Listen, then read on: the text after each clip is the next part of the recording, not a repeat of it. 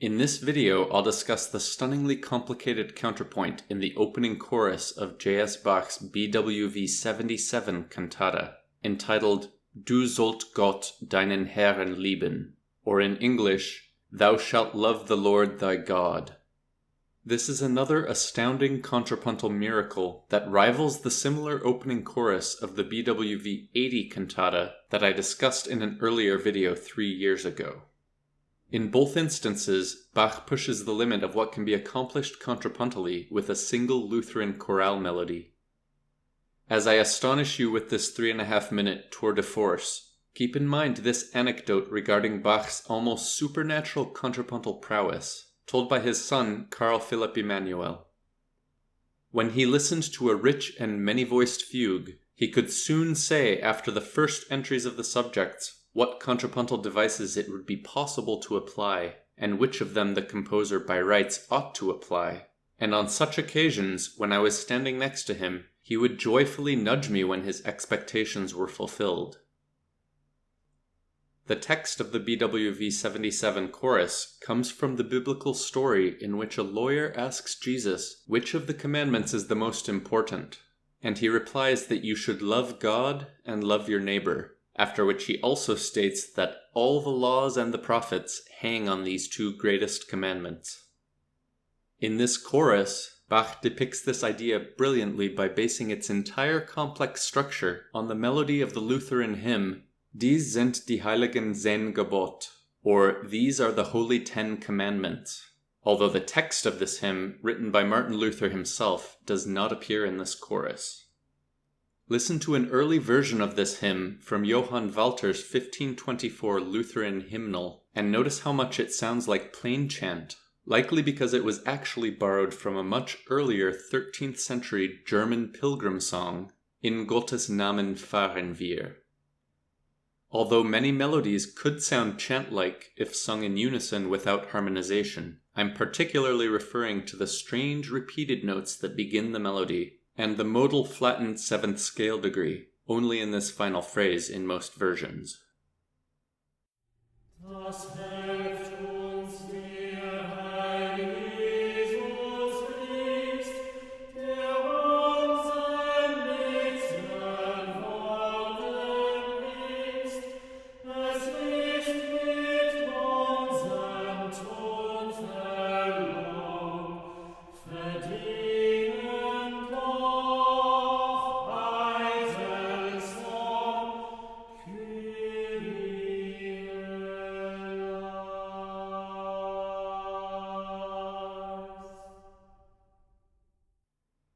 Now listen to Bach's own simple chorale harmonization of this melody, BWV 289, and try to remember each of the 5 phrases so you can recognize them later.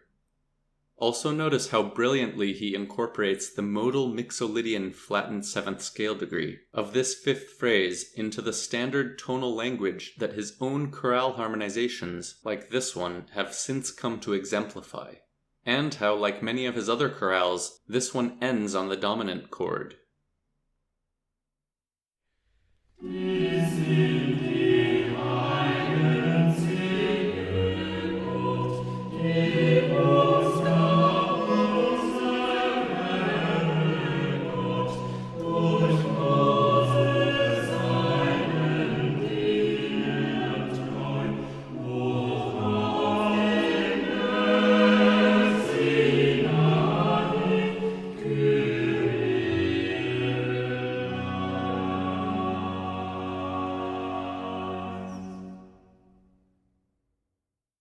The most striking feature of the BWV 77 chorus is the augmentation canon at the perfect fifth that occurs between the highest staff in the score, the tromba da tirarsi, a Baroque slide trumpet that Bach also used in a few of his other cantatas, and the lowest staff, the basso continuo. Remember that the word canon just means rule, and in music it refers to one voice imitating another voice according to a specific rule. In this case, the bass imitates the chorale phrases played by the trumpet, but plays them twice as slowly or rhythmically augmented, and transposed down the equivalent of a perfect fifth. Since this is a hymn about the 10 Commandments, It's only fitting that Bach chose to represent this symbolically with a strict canon like this. Also, since the chorale has 5 phrases, each entering twice as part of these canons, this adds up to 10 total entries, further symbolizing the 10 commandments. In my analysis of BWV 80, I gave each chorale phrase a different color, but in this video I decided to number the phrases instead, and the green color will signify the faster version played by the trumpet, while the purple color will signify the slower, transposed version played by the bass. With this in mind, let's look at the complexity of the first page of the chorus, before any of the augmentation canons I mentioned previously have appeared. It begins with a similar canon at the same equivalent interval of up a fourth or down a fifth between the first and second violins.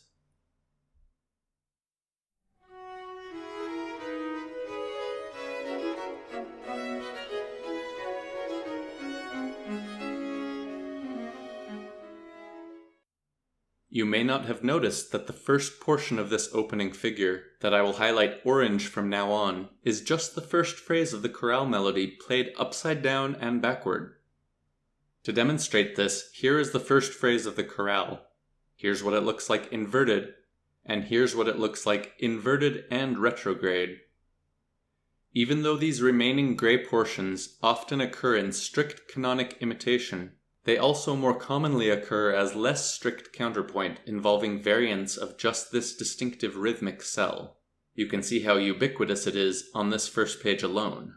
So I'm doing something very uncharacteristic of me and completely ignoring these passages for the remainder of the video, since they aren't derived from the chorale melody. Maybe I'll call it background counterpoint. But just realize that this background level of complexity is in addition to what I'm about to show you.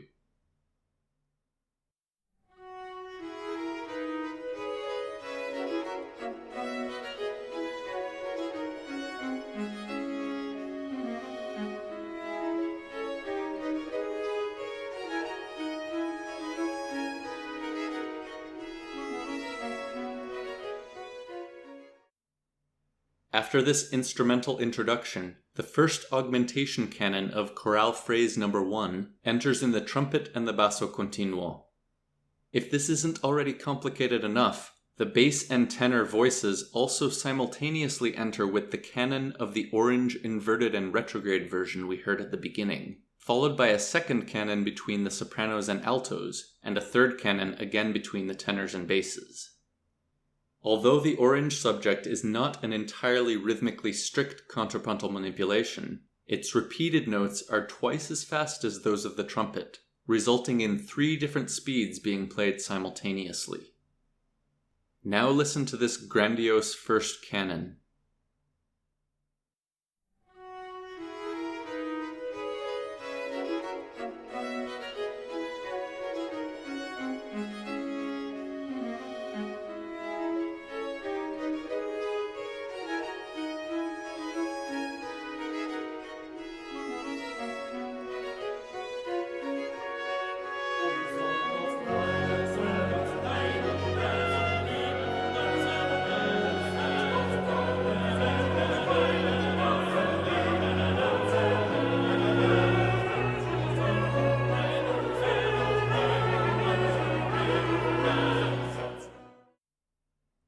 As you listen to these augmentation canons between the trumpet and basso continuo, notice that the answering voice is a strict chromatic transposition down the equivalent of a perfect fifth from the trumpet part, meaning that the 2 parts are effectively playing in 2 different keys.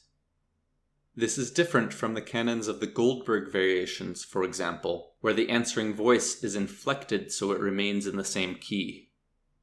This, of course, adds to the religious symbolism of the strict laws of the Old Testament, but also creates a very interesting tonal duality throughout the chorus.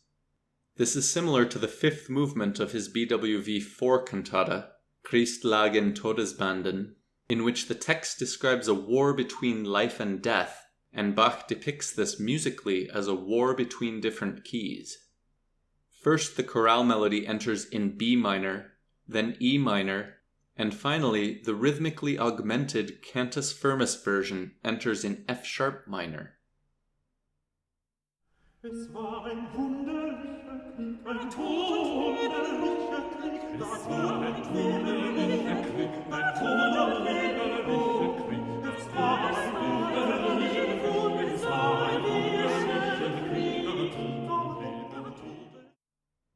Now returning to BWV 77, the trumpet has 5 additional entries interspersed between the canonic entries, meaning by itself it also has the magic symbolic number of 10 total entries. 4 of these additional 5 entries are just repeats of phrase number 1, and the remaining additional entry is a repeat of phrase number 3.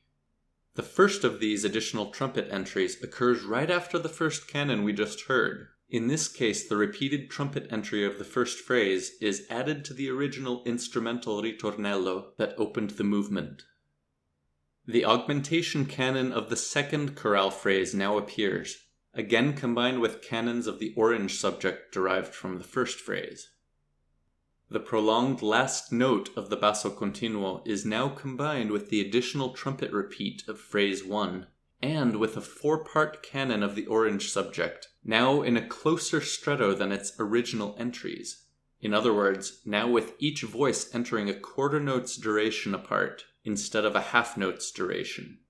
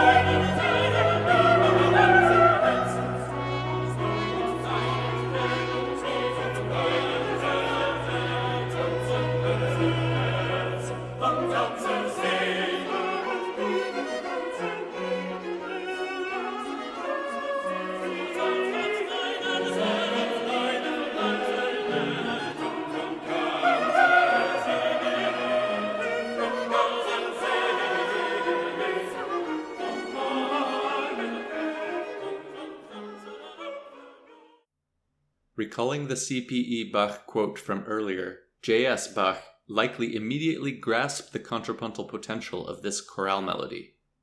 Certainly its repeated notes are one of its most useful qualities, since repeated notes in a fugal or contrapuntal subject impart rhythmic distinctiveness without requiring harmonic movement, making it much easier to combine with itself or with other figures. Though for some reason this is the only choral movement Bach composed based on this chorale melody, he did use the melody in 3 of his organ works. My favorite of these is BWV 635 from the Orgelbüchlein, or Little Organ Book, composed in the decade before this cantata. This setting is somewhat of a preview of the later cantata movement, since it plays the chorale phrases at 2 speeds simultaneously. I'll now play for you just the beginning of it.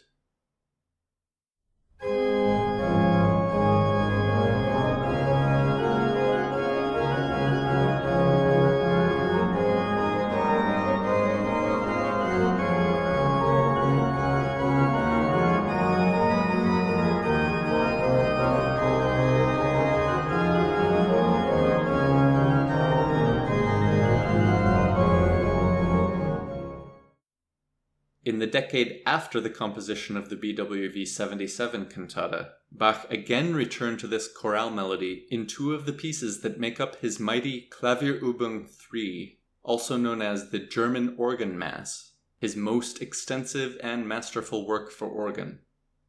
In 2012, I was lucky enough to have witnessed a performance of the entire German Organ Mass by the late great organist John Scott at St. Thomas Church on 5th Avenue in New York City, and it was one of the most overwhelmingly powerful live performances I've ever experienced.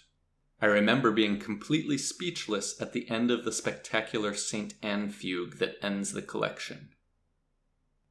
In BWV 678, the first of the two German organ mass movements based on the chorale we're discussing, Bach recycles the symbolism from the cantata movement, with canons on each of the 5 phrases, again adding up to 10 entries for the 10 commandments. This time, the top staff has complicated imitative figures unrelated to the chorale, and eventually the canons, this time at the octave, occur in the middle staff.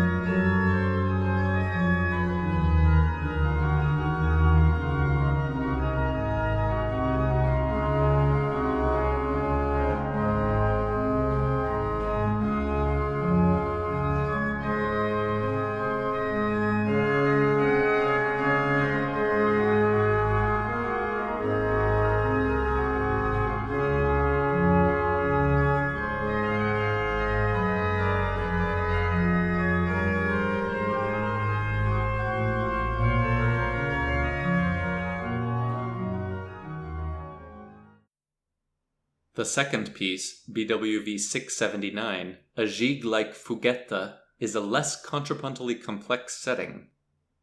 The subject is a variation of the first phrase of the chorale, including the repeated notes and eventual upward scale.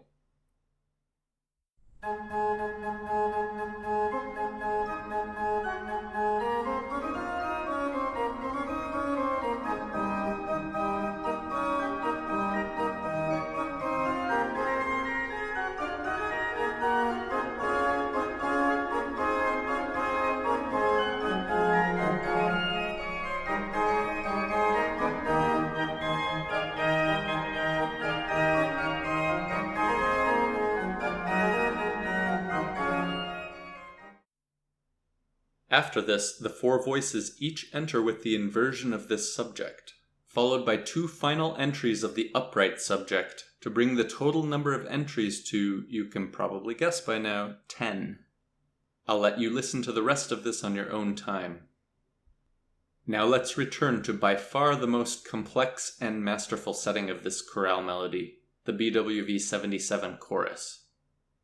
The canon on the 3rd chorale phrase now enters, combined with the expected entries of the orange subject and the extra repeat of the first phrase from the trumpet, this time entering before the purple augmented 3rd phrase has finished, and immediately followed by an extra repeat of the 3rd phrase.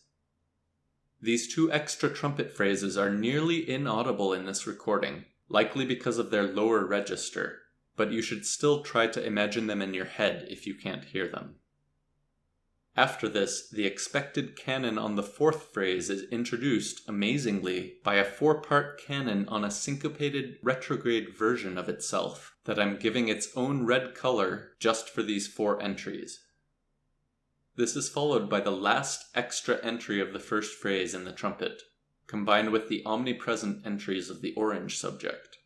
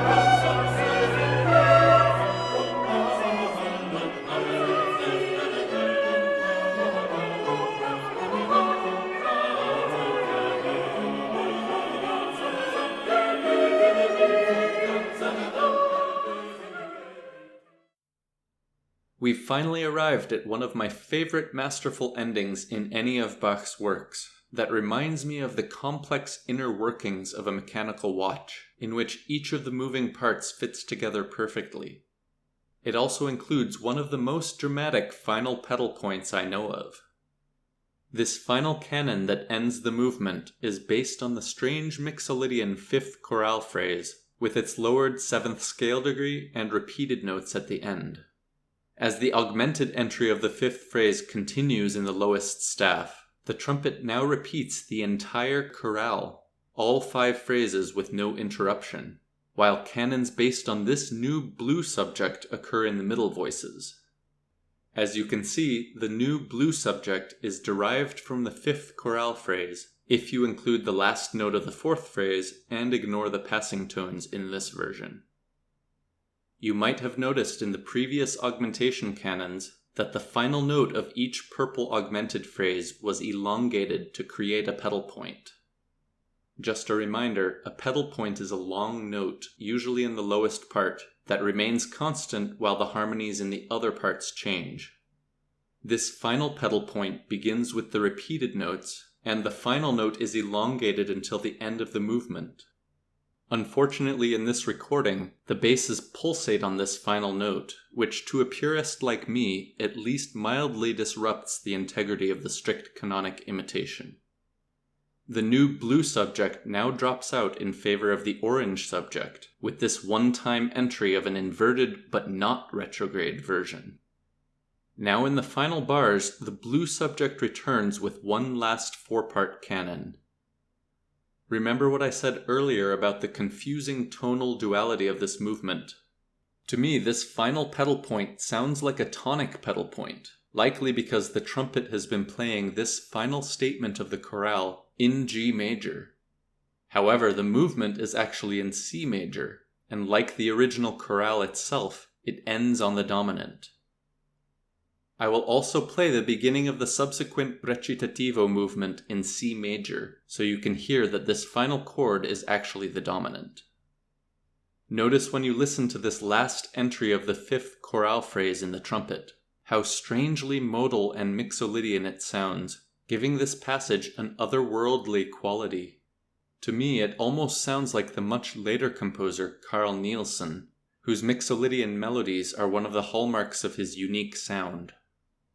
Of course, in tonal harmony, if like me you incorrectly hear the pedal point as the tonic, these F naturals are just part of the 5-7 of 4 chord, or in reality the 5-7 of 1 chord. But due to the prolonged pedal point, they sound to me more like a modal melodic inflection.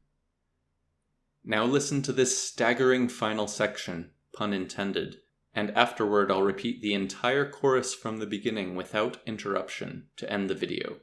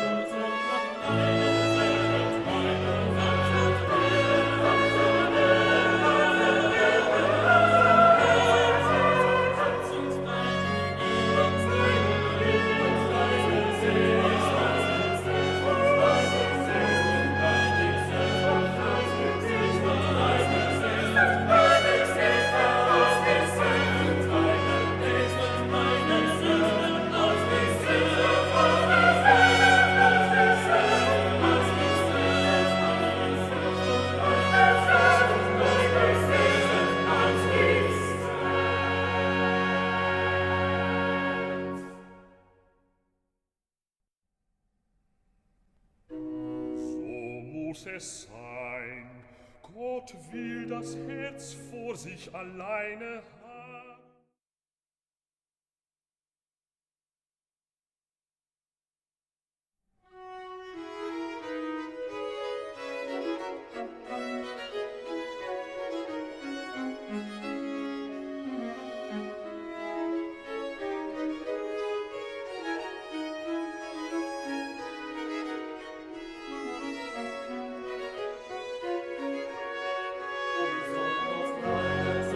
Deinen